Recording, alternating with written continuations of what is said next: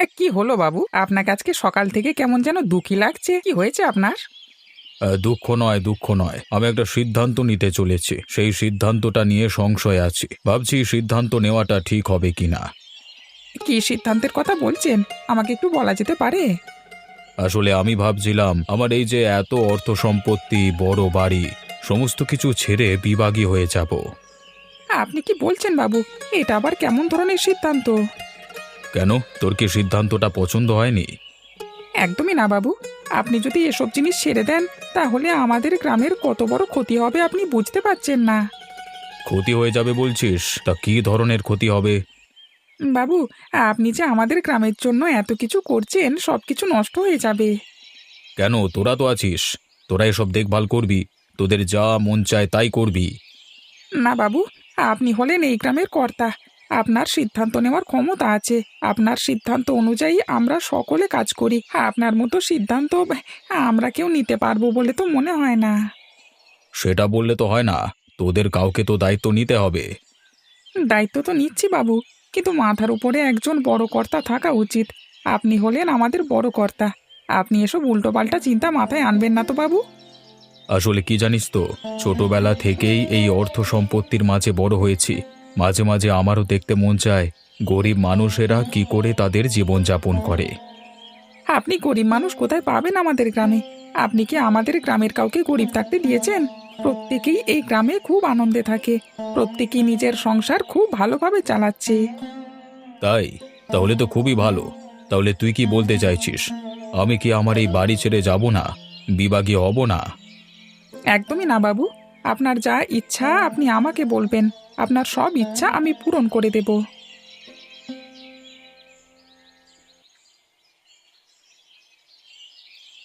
কি গো, তোমার কি ব্যাপার বলো তো? দুদিন ঘর থেকে বের হচ্ছ না যে? তোমার কি কাজকর্মের ক্ষতি হচ্ছে না?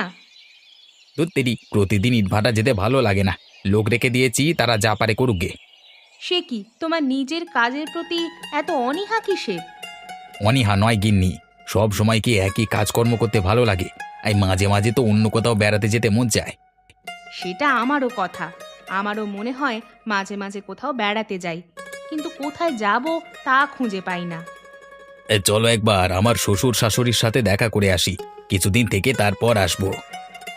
বাবা, আজকে সূর্য কোন দিকে উঠেছে গো, না বলতেই একেবারে শ্বশুর বাড়ি যাবার মন। হুম। আরে না না গিন্নি, ব্যাপারটার কিছুই নয়। তাদেরও তো আমাদের জন্য মন খারাপ হয়। তাই জন্য মাঝে মাঝে ওখানে যাওয়া ভালো। ওদের সঙ্গে দেখা করে এলে ওদের মনটা খুব ভালো থাকবে, আমারও কাজে মন বসবে। ঠিক আছে, তাহলে কবে যাবে বলো দেখি। পরশুদিন যাওয়া যাক। পরশুদিন গেলে কোনো অসুবিধা হবে না।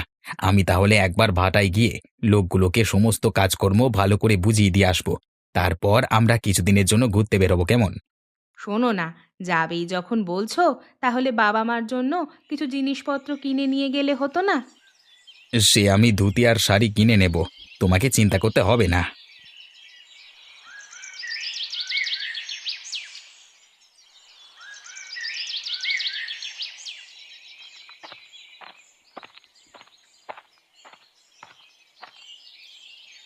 আরে নিখিল, বলো তোমার কি খবর? সবকিছু ঠিকঠাক আছে তো? সবকিছু ঠিক কি করে বলি বলুন তো? একটা সমস্যায় পড়ে গেছি। এই সমস্যা থেকে কিছুতেই উদ্ধার পেতে পারছি না। কি সমস্যার কথা বলছো? বাবু, এবছর শীতকাল আসবে বলে আমি কিছু গাজর আর টমেটো চাষ করেছিলাম আমার জমিতে, মানে যে জমিটা আপনি আমাকে চাষ করবার জন্য দিয়েছিলেন। এ তো ভালো কথা। এই টমেটো আর গাজর দিয়ে গরম গরম ডাল, সাথে মাছ ভাজা আর গরম ভাত। আহা! এ শীতের রোদে পিঠে রোদ লাগিয়ে খেতে যা লাগে না। কিন্তু বাবু, এদিকে আমি ফ্যাসাদে পড়ে গেছি। চাষবাস করবার পর আমি কিছু টাকা ধার করে জমিতে ভালো ওষুধ দিয়েছিলাম, কিন্তু একটা ফসলও ভালো করে ফলেনি। সমস্ত ফসল নষ্ট হয়ে গেছে। যা, এমন হলো কেন? সেটা তো আমিও বুঝতে পারছি না। তুই কার দোকান থেকে ওষুধ কিনেছিলিস? ওই অচিন্তর দোকান থেকে। তোকে নিশ্চয়ই তারিখ পেরিয়ে যাওয়া ওষুধগুলো দিয়েছে, তাই জন্যই তোর এমন অবস্থা হয়েছে। বলো কি অনিল, একজন চাষির এত শখের, এত কষ্টের জিনিসের উপর জল ঢেলে দিল?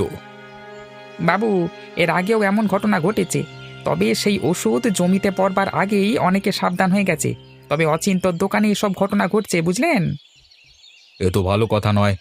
আমাদের তবে অচিন্তর সঙ্গে আজকেই দেখা করা উচিত। সে গ্রামের চাষিদের সঙ্গে কেন এমন করছে সেটাই তো বুঝতে হবে। আর হ্যাঁ নিখিল, তোমার অসুবিধাটা কি সেটা বলো ভালো করে। ওই দোকানদার কি তোমার কাছ থেকে টাকা চাইছে? না বাবু, টাকা তো চাইনি, কিন্তু অসুবিধে হলো আমি তার দেখাও পাচ্ছি না। আমি যে তার কাছ থেকে ক্ষতিপূরণ নেব তার উপায়ও নেই। তার মানে? সে গত এক সপ্তাহ হলো দোকান বন্ধ করে কোথায় যেন পালিয়ে গেছে, আর দোকান খুলবে বলে তো মনে হয় না। মানুষের সাথে এরকম 2 নম্বরি করে একটা লোক পালিয়ে গেল আমাদের গ্রাম থেকে, আর সেটা আমি জানতেও পারলাম না। সেটাই তো হলো কথা। সে যে এরকম করেছে তোমার আগে জানানো উচিত ছিল। আমিও তো বেশ কিছুদিন ধরে দেখছি দোকানটা বন্ধ হয়ে আছে। আমি ভাবছি হয়তো ঘরে আছে, কিন্তু ও যে কেটে পড়েছে সেটা তো জানা ছিল না। না অনিল, একে ছেড়ে দিলে হবে না। তুমি যা হোক করে এর খোঁজ খবর নাও, যেখানে দেখতে পাবে আমাকে জানাবে। এর বিরুদ্ধে একটা ব্যবস্থা নিতে হবে। নিখিল, তুমি এখন এসো কেমন?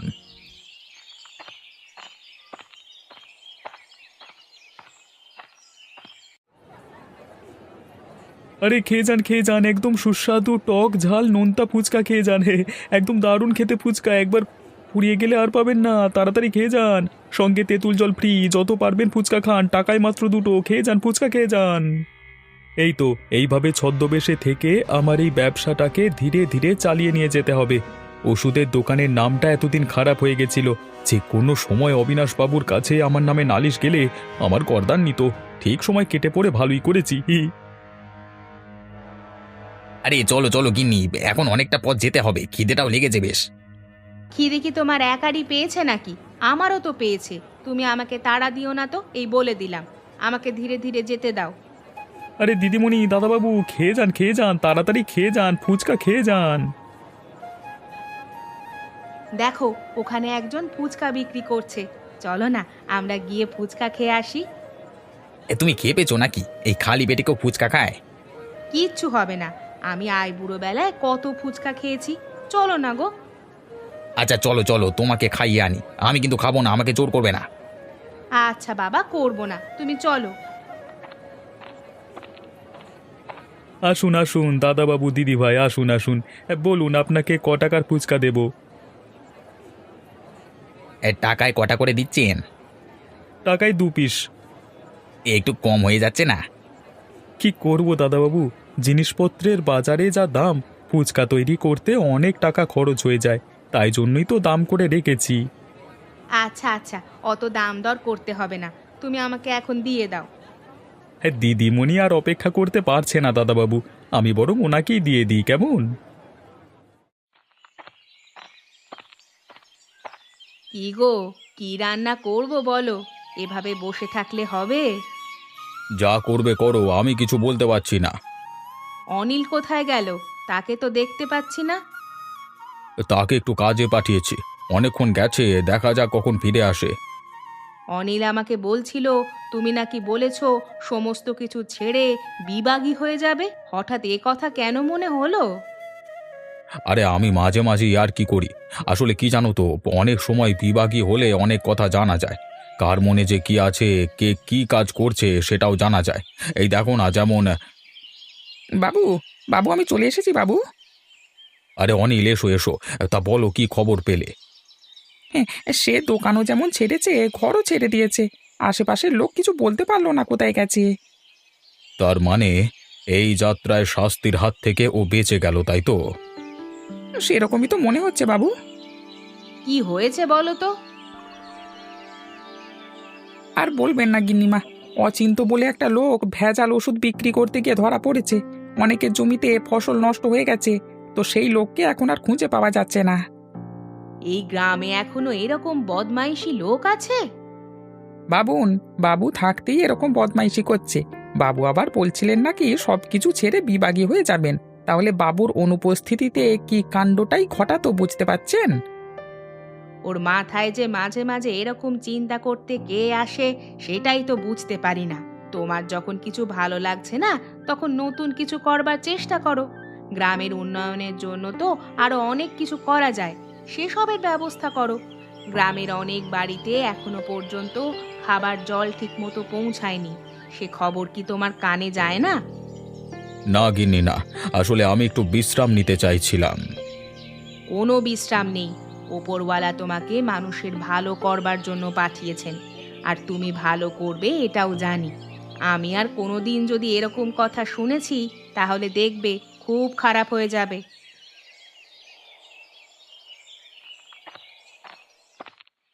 তোমাদের এখানে এই একটাই অসুবিধা, পরিবহনের জন্য একটাও ঠিকমতো যানবাহন নেই। চলো চলো, এইটুকু তো পথ, পায়ে হেঁটে গেলে এমন কোনো অসুবিধা হবে না। খিদে পেয়ে গেছে কিনা তাই জন্যই তো অসুবিধা হচ্ছে। কিন্তু আমি তো বেশ পেট ভরে ফুচকা। আহ! বাপরে বাপ, হঠাৎ করে পেটে ব্যথা করতে শুরু করলো কেন? কি লাগছে? মনে হচ্ছে পেটের ভিতর কিসে যেন কামড়াচ্ছে। আরে আরে কি হলো গিন্নি, হঠাৎ পেটে লাগছে কেন তোমার? বুঝতে পারছি না গো, প্রচন্ড লাগছে। মনে হচ্ছে আমি আর হাঁটতে পারবো না। তোমাকে বারবার বলেছিলাম তুমি ওই ফুচকাগুলো খেও না, খালি পেটে কেউ তেঁতুল দিয়ে ফুচকা খায়। যাক যাক, আর একটুখানি পথ বাকি আছে, তুমি একটু কষ্ট করে আমার সাথে চলো। না গো, কিছুতেই তো হাঁটতে পারছি না। মাথাটা কেমন ঘুরছে, মনে হচ্ছে অজ্ঞান হয়ে যাব।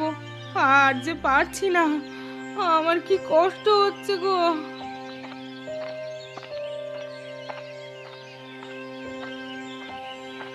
আরে জামাইবাবু, দিদি ভাই, আপনারা আপনারা কখন এলেন? এই তো আসছি, কিন্তু দেখো না, এই তোমার দিদি ভাইয়ের শরীরটা হঠাৎ করে খারাপ করে গেছে। এখন কি করা যায় বলো তো? সে কি, শরীর খারাপ লাগছে? আরে চলুন চলুন, একটুখানি পথ বাকি আছে, বাড়িতে চলুন, তারপর আমি না হয় ডাক্তার ডেকে নিয়ে আসছি। হ্যাঁ হ্যাঁ গিন্নি, একটু কষ্ট করে চলো, তারপর একটা ব্যবস্থা করছি আমরা।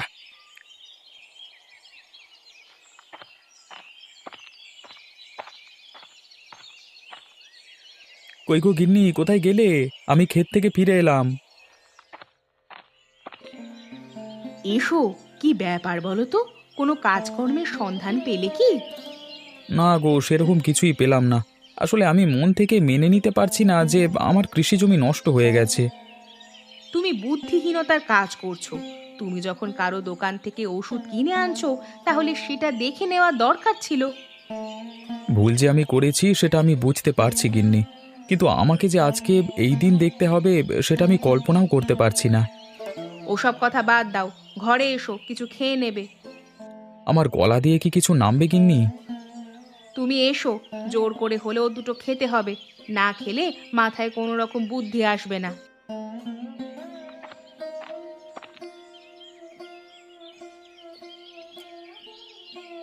একটা কথা তোমাকে জিজ্ঞাসা করছি, মন থেকে বলবে কিন্তু। তুমি কি লোকের কাজ করতে কোনোভাবে ইচ্ছুক নও? না গিন্নি, আমি এতদিন আমার নিজের জমিতে সারা দিন রাত পরিশ্রম করে এসেছি, কিন্তু হঠাৎ করে এই অঘটনটা আমার ঘটে যাবে বুঝতে পারিনি। তাই জন্য আমি নিজেকে স্থির রাখতে পারছি না। যদি এ সময় হুট করে কোথাও কাজে প্রবেশ করে ফেলি, তাতেও আমি ভালো থাকতে পারবো না। আমি বুঝতে পারছি। তাহলে তুমি এক কাজ করো, আমি তোমাকে একটা পরিকল্পনা দিচ্ছি, তুমি দেখো তো সেটা করতে পারো কিনা। হ্যাঁ গিন্নি, বলো কি পরিকল্পনা? তুমি বরং গ্রামে একটা ফুচকার দোকান দাও, প্রতিদিন দেখবে ভালো ফুচকা বিক্রি হবে। কিন্তু ফুচকা বিক্রি আমি তো আগে কোনোদিন করিনি। শোনো, কোনো কাজই কেউ প্রথম থেকে শিখে আসে না, আর ফুচকা বিক্রি তো এমন কোনো কাজ নয়। আমি তোমাকে ঘরে প্রতিদিন ফুচকা তৈরি করে দেব, আর তুমি সেগুলো বিক্রি করে দিয়ে চলে আসবে আমাদের স্টেশন বাজারে। হ্যাঁ গিন্নি, সেটা করলে খুব ভালো হয়। এই ব্যবসাটা কিন্তু ভালো হবে। ঠিক আছে, তাহলে আমি কিছু জিনিস আনতে দেব, সেগুলোকে তুমি এনে দিতে পারবে তো এখন? কেন পারবো না, অবশ্যই পারবো। তুমি আমাকে কি কি আনতে হবে বলে দাও, তুমি দেখবে আমি জিনিসগুলো ঠিক নিয়ে চলে আসবো।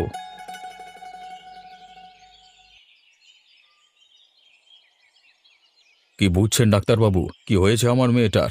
ওর কি কোনো অসুখ হলো? মেয়েটা কি খেয়েছিল বলুন তো? কিছুই তো খায়নি। এখানে আসতে আসতেই তো পথে এরকম অবস্থা হয়েছিল। এখন কি করব বলুন তো? না না ডাক্তারবাবু, আমি বলছি, ও আসবার সময় স্টেশনে ফুচকা খেয়েছিল তেঁতুল জল দিয়ে। খালি পেটে? হ্যাঁ ডাক্তারবাবু, আমি অনেকবার বারণ করেছিলাম, কিন্তু আমার কথা একবারও শুনলো না। এইটাই তো ভুল করেছে। আমার মনে হচ্ছে ফুচকা খেয়ে পেটে অ্যাসিড হয়ে গেছে। এই রে, তাহলে এখন কি করতে হবে ডাক্তারবাবু? আমি ওষুধ দিয়ে যাচ্ছি, খাওয়ার পর খাইয়ে দিন, হ্যাঁ? তাহলেই আস্তে আস্তে ভালো হয়ে যাবে। কিন্তু ডাক্তারবাবু, আমি তো আগেও খালি পেটে অনেক খেয়েছি ফুচকা। আমার তো আগে কোনোদিনও এরকম হয়নি। তাই নাকি? কিন্তু আমি একটা কথা বুঝতে পারছি না, আমাদের গ্রামে কি নতুন ফুচকার দোকান খুললো নাকি? স্টেশন বাজারে দেখলাম একজন ছিল, হয়তো নতুন খুলেছে। আর যাই হোক, মা তুমি এরপর থেকে খালি পেটে ফুচকা খাওয়া এড়িয়ে চলো, হ্যাঁ? খালি পেটে এসব খাওয়া শরীরের পক্ষে ভালো নয়। আর বিকেলের দিকে ফুচকা খেয়েও একান্তই যদি খেতে ইচ্ছা যায়, হ্যাঁ, তবে খালি পেটে ভাত মুড়ি ছাড়া কিছু খাবে না। ভালো করে শুনে নে ডাক্তারবাবু কি বললো। আর ঠিক আছে অবিনাশ বাবু, আমি তবে এখন চললাম, কেমন? একান্তই যদি দরকার পড়ে তখন আমাকে একবার খবর দেবেন, আমি চলে আসবো, হ্যাঁ? ঠিক আছে ডাক্তারবাবু, আপনাকে অসংখ্য ধন্যবাদ।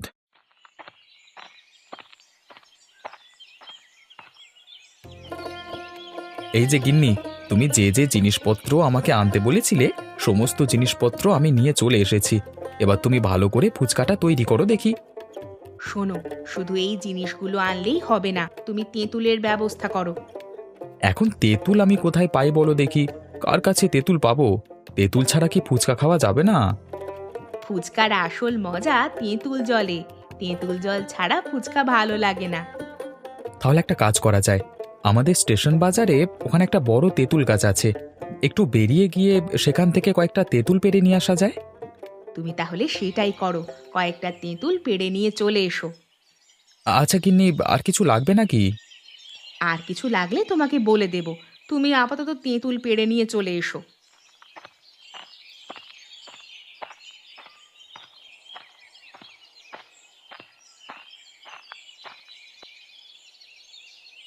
যাক বাবা, অনেকক্ষণ ধরে এই ছদ্মবেশগুলো পড়ে আছি, এবার চুলকুচ্ছে তো রে।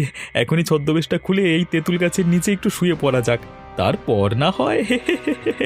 কিন্তু এখানে কেউ চলে আসবে না তো? আমাকে যদি কেউ দেখে ফেলে? না না, এখানে এই সময়টা বিশেষ কেউ আসে না। আমি চুপচাপ যদি ঘুমিয়ে পড়ি তাহলে কিছু হবে না।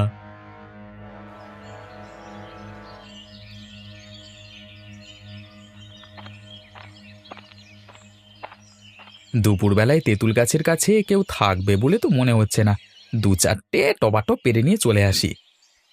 আরে, ওখানে কেউ শুয়ে আছে বলে মনে হচ্ছে, কিন্তু কে শুয়ে আছে?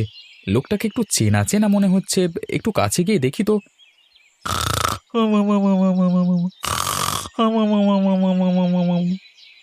আরে আরে, এই যে অচিন্ত, এই বেটা এখানে শুয়ে আছে কেন? আর আশেপাশে ওগুলো কি? দাড়ি চুল মনে হচ্ছে। ও, তার মানে এই বেটা ছদ্মবেশ ধারণ করে এখানেই কোথাও লুকিয়ে আছে। না না, আমি অবিনাশ বাবুর কাছে যাই, তাড়াতাড়ি গিয়ে ডেকে নিয়ে আসি তাকে। তারপর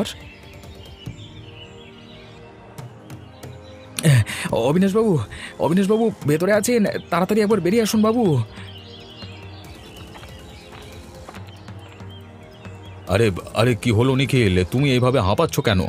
কোথাও কিছু হয়েছে নাকি? কারোর কোনো বিপদ হলো? বাবু, বাবু অচিন্তকে পেয়ে গেছি বাবু, আপনি তাড়াতাড়ি আমার সাথে চলুন। পেয়েছো? কোথায় পেলে তাকে? বাবু, ও ছদ্মবেশ ধারণ করে ওখানে লুকিয়ে আছে, আমি তাকে ওই তেঁতুল গাছের তলায় ঘুমিয়ে থাকতে দেখলাম। আপনি তাড়াতাড়ি চলুন, না হলে হাতছাড়া হয়ে যাবে। হ্যাঁ হ্যাঁ, চলো চলো, বেটাকে একবার সায়স্তা না করলে হবে না। বাবা নরেন, তুমি যাবে নাকি? হ্যাঁ চলুন, আমিও যাই। ব্যাপারটা তো আমি কিছুই বুঝতে পারছি না, তবে বুঝতে পারছি একটা কিছু গোলমাল পেকেছে। চলুন চলুন, যাওয়া যাক।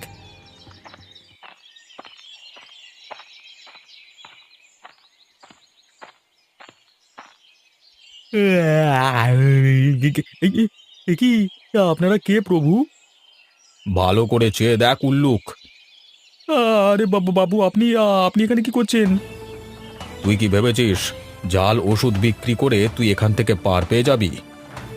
বাবু বাবু, আমার ভুল হয়ে গেছে বাবু, আমাকে এবারের মতো ক্ষমা করে দিন। তুই ছদ্মবেশ ধারণ করে কি করছিলিস বল? আমার হাত থেকে বাঁচবার ধান্দা, তাই না? না বাবু, আমি আসলে ভালো কাজ করতে চাইছিলাম। মানে এই ছদ্মবেশ ধারণ করে আমি ফুচকা বিক্রি করতে শুরু করেছিলাম। আরে তাই তো, লোকটাকে চেনা চেনা লাগছে তো। এতক্ষণে মনে পড়েছে, এই তো ওখানে ফুচকা বিক্রি করছিল, সেই ফুচকাই তো নীলিমা খেয়েছিল। হ্যাঁ হ্যাঁ, দাদাবাবু ঠিকই বলেছে, না আমি ভালো কাজই করবার চেষ্টা করছিলাম। তবে রে বেটা, তোর ফুচকাতেও ভেজাল ছিল। আমার মেয়ে ফুচকাকে আজকে পেটে যন্ত্রণায় ভুগছে সারাদিন। এই নিখিল, ওর ঘাড় ধরে উঠিয়ে দাঁড় করা তো। ওঠ বেটা ওঠ, তোর জন্য আমার ফসলি ক্ষেত নষ্ট হয়ে গেল বেটার ছেলে। সত্যি করে বল, কিসে ভেজাল ছিল, ফুচকাতে নাকি অন্য কিছুতে? না হলে আমার মেয়ের খেয়ে শরীর খারাপ হয়ে গেল কেন? কিছুই ছিল না, বিশ্বাস করুন, কিছুই ছিল না। সত্যি করে বল, না হলে কিন্তু তোর কপালে দুর্গতি আছে। বাবু, তেঁতুল জলটা কালকেকার পুরনো ছিল, সেটাও আর ফেলিনি, আজকেও দিয়ে দিয়েছি। এবারের মতো ক্ষমা করে দিন, আর কোনোদিন এরকম করব না। বোঝো কাণ্ড, শীতে শ্বশুর বাড়িতে বেড়াতে এলাম, এসেই আমার গিন্নি ভেজাল তেঁতুল জলের সাথে ফুচকা খেয়ে একেবারে শরীর খারাপে পড়ে গেল। এইটা মেনে নেওয়া যায় না।